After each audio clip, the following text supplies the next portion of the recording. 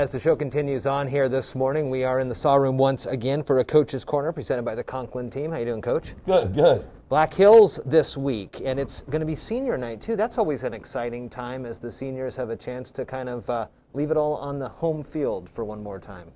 Yeah, I think we'll have 10 seniors walking in front of the home crowd for senior night to honor them. There'll be a couple of them that won't be able to make it, but you know, it's a good tribute to understand that you know, the time they spent on Jack Stark Field and their time they've been playing for this community and for their school, and to honor them, and hopefully we can have a senior night like we had last year on senior night and make it a good experience and a good feeling and everybody leaving.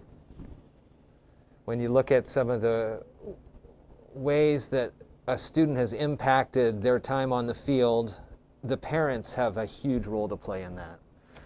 How much time, I mean, you've grown up in the game, how much time do you think the parents put in to help their students perform at their best efforts?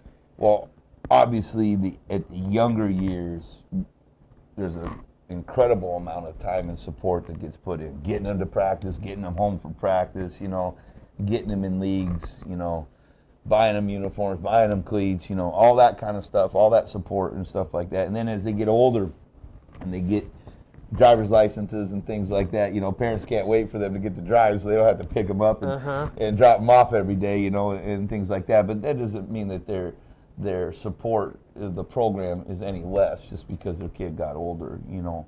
The one thing that we do that's really cool on senior night is we invite those senior parents after they walk with their student athlete in front of the stands. Is we invite them into the locker room for a pregame, and that's kind of a cool deal. And there we get a chance to thank the parents and give them some appreciation for what they've done for Highclimber football and their support over the years.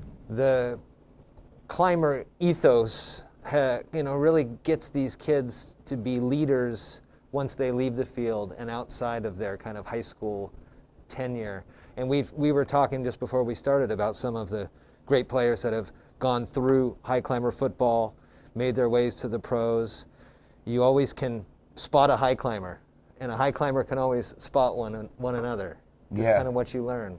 Yeah, you know, one thing we talk about with our kids is that there's life lessons learned through sports. And if they can learn those lessons now and take those life lessons learned with them throughout the rest of their life, and they can be great sons, great fathers, great husbands, you know, that's what we're really looking for. You know, one of the neatest things, you know, I just got a call about a month ago from one of my former players who's getting married, and he called me and asked me what a good time of the year would be to have his wedding. And I'm like, why are you asking me?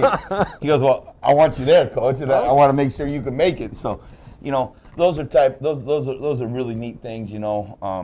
And then, you know, there's climbers that have had a lot of success, you know, all throughout, you know, the history of the program that have gone on and done great things. You know, like you said, we've had some climbers in the pros. I think there's been 6 or 7.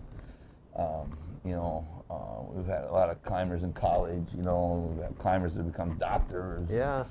You know, all kinds of things. You know, and so, you know, it's fun to. We're sad that they're leaving us, but we're encouraged that we've done a good job with them. They're going to go out in the world and make it a better place. And you know, you build a relationship with one. We tell them that, you know, the whole world's about building relationships, and you know, go out and build those relationships, because it's a lot about who you know and not so much about what you know sometimes. It's neat too when you think about it in a group setting, in a team setting. You know, you work towards that common goal, and just like any group, there'll be folks that you may not mesh with, but you learn to work with them and work on what you guys do agree on to get to that end goal, and you kind of leave that other stuff on the sidelines. It's you don't hear a lot about that much these days. Yeah, you know, one thing we talk about is being a great teammate, right? That doesn't mean you're going to be best friends. Right. That doesn't mean that you're going to call each other up on the week. Everybody's going to call each other up on the weekend, but when we're together, you got to be in there for one another. You got to cut the blood with one another and be a great teammate. And what does that look like? What does that sound like? What does that feel like?